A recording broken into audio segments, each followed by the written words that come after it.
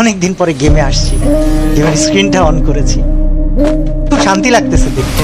এবং একটা মজার বিষয় কি জানো, একটা সময় মনে হয় তো ভিউ পাইতেই হবে, একটা সময় মনে হয় তো টাকা কামাইতেই হবে, অনেক কিছু করতে হবে। এটা এখন কি মনে হয় জানো, এখন মনে হয় কিছু একটা করে যেতে হবে যেটার জন্য মানুষ আমাকে আজীবন মনে রাখে।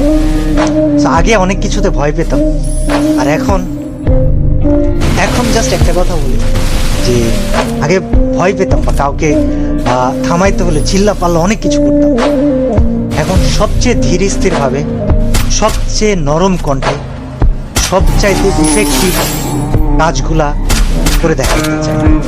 আমার জন্য দোয়া করো, আমার সাথে থাইকো।